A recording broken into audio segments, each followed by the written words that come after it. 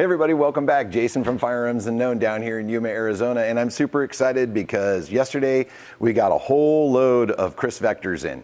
So we're going to shoot a quick video just to kind of show you what we have in the shop. I'll talk a little bit about each of these guns, and what I can tell you is we have all calibers in, and we do have pistol and carbine length guns in. So what I grabbed was just a quick cross-section of what we had while we were unboxing. So what you see here on my left, your right, is going to be the Kriss Vector Gen 2 in 45 ACP.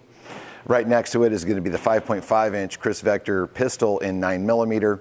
I do have a 16 inch Kriss Vector Gen 2 in the white in 9mm here as well. And then down here at the end, this black unit is going to be the Gen 2 16 inch in 10mm.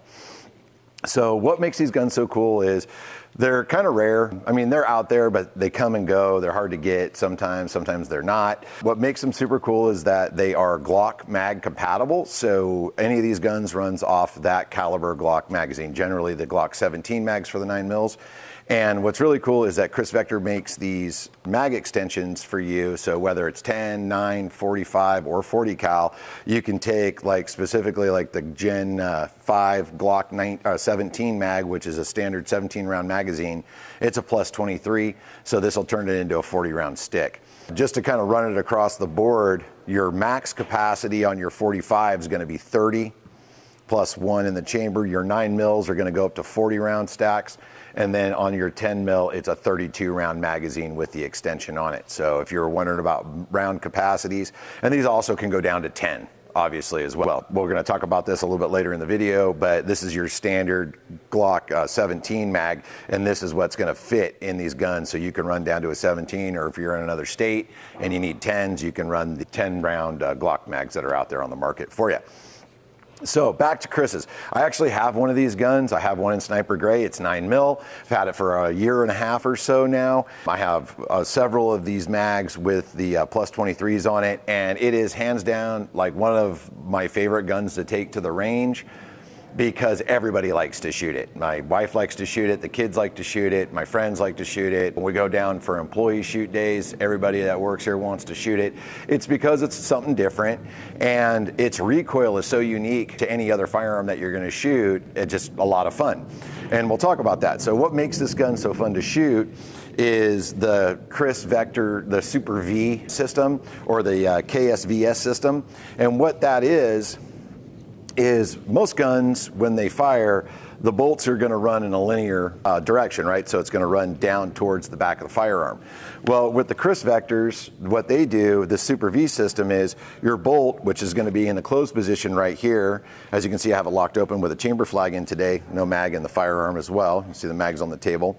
But instead of these bolts reciprocating straight back into the receiver, it actually turns and goes down, and the bottom of your bolt carrier group is right here. So that transition of energy, rather than going straight to the back of the gun, which helps with muzzle climb, is actually coming in and pulling down, and it's actually squatting the gun down. And the only way that I can kind of describe that feeling is if you've ever been in a Porsche, and when you accelerate in a Porsche, or a Porsche, if I'm not saying that correctly to all the internet people out there, when those things accelerate, they tend to squat when they accelerate. Well, this gun, when you fire it, it tends to squat. Now, that was all on purpose because these firearms were initially designed to fire 10mm full auto.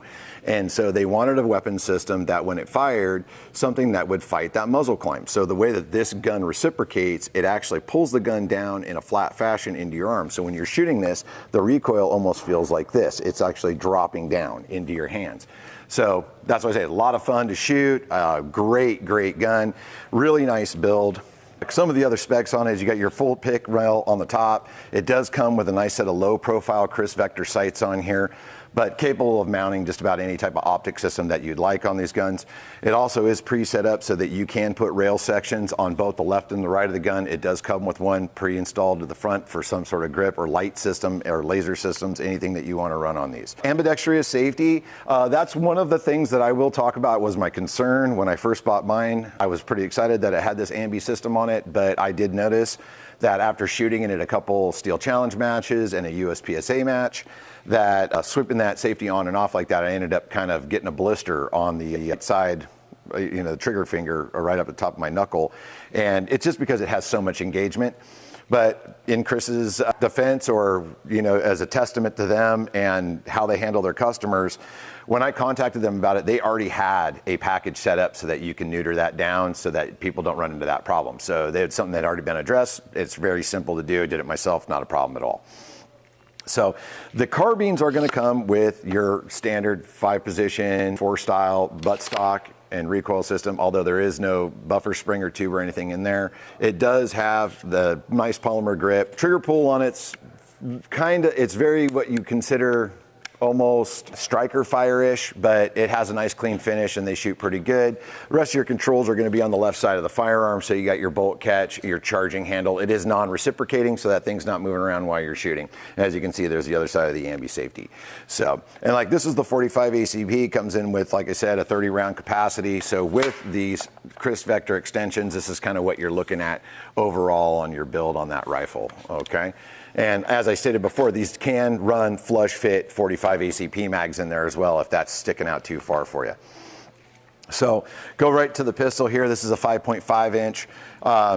Everything's identical on this with the exception of the barrel length. So the operating system's the exact same. In 9mm, it can run Glock 17 mags or all the way up to your 40-round sticks. Controls are all on the left side, just like they are on the other gun. Ambi safety system, low profile sights, full pick here, and then the ability to add Picatinny rails to both the left or the side of the gun for any of the other options that you may want. These guns come in overall length on these things with the extended stock is about 38 inches. The carbines in the closed stock position are about 34 inches. And the overall weight on these guns unloaded is going to come in just about 8.2 pounds. So they weigh just about as much as an AR-15 or M4 platform rifle. Now you'll notice on the carbines, it looks like they have these suppressor systems on them. Those are not suppressors. What those are is barrel shrouds. So these are full 16-inch barrels. So they meet the NFA. And so what they do is Chris puts this on as more of an aesthetic. What I noticed about mine as well is that it actually stays fairly cool. So if you are one of those people that likes to get way out on your gun, you can actually get out on this barrel shroud and hold on to it. All right. So these are not suppressed systems. This is just a barrel shroud system for aesthetics to make the gun look a little bit cooler in my mind. Now, the gun is constructed out of advanced metal and a polymer composite. So they're an interesting feel to them. It's not like a finish that you're really used to getting in your hand. I do like the stippling and how the grips are finished on these guns. And like I said before, the trigger's an interesting trigger, but it's very reminiscent to almost a striker fire trigger. Now, what makes these guns extremely different as well is that when you go to do the maintenance on these guns, and I'm really hoping that we're going to do a takedown video later on in the next few days and kind of go through this, you'll see this pin system here, 1, 2, here, and then 1, 2 here. So when you go to take this gun apart, you're basically going to pop these pins out.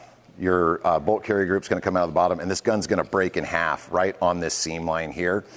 Your trigger and all those components are actually in the upper half of this gun, and your barrel and everything else, your bolt carrier group and all that stuff is located in the bottom half of this gun. So, a lot of people would say that this is the frame and this is the receiver and this is the frame, but the actual fire control group's in the top and everything else is in the bottom of these guns. Believe it or not, they're very easy to take apart. They're very easy to maintain. They're very easy to come back together. I was a little intimidated when I first picked mine up until I watched a couple of videos of guys doing it, and I was like, wow, this isn't that hard. And once you do it a few times, it's actually pretty simple. When you buy one of these guns, you are going to get one mag. You're going to get the extended mag with it, and sometimes these guns are actually going to come set up where you're going to get your OEM mag, like your Glock 17 mag, and they are going to send the extension kit with that. Now, these are really easy to put together. They're probably the most simple mag extensions you'll ever put on a gun. The hardest part is actually taking this apart, and then putting this together is super simple. But what's also really cool is that these are available. So if you need extra mags for your Chris Vectors, go get your Glock 17 mag, your Glock 30 mag, or whatever it is that you need caliber-wise, and then you come down to the shop, or you can go on Chris Vector's website and you can order the plus mag extensions for your guns. They're available all over the place. I was able to get 4 or 5 of them very easily when I picked the rifle up. So you get the mag, you're going to get the extension, you're also going to get the low profile sights. It does come with a hard case and a cleaning kit, so you're going to get a bore snake with this gun as well, with a copper brush that goes along with that. So I love my Kriss Vector. I shoot it all the time. Mine's got a couple thousand rounds through it, at least 90% of that from my friends and my family. They're a lot of fun to shoot. If you're looking for something that's a little out of the norm, not so rudimentary, or something that's a little more cutting edge, the Kriss Vector is one of those guns that would really kind of fit your bill. And if you want to see one of these things, get it in your hand, kind of get a feel for the weight and how these things operate, come down here and see me at Firearms Unknown in Yuma, Arizona. And until next time, you guys have a great one.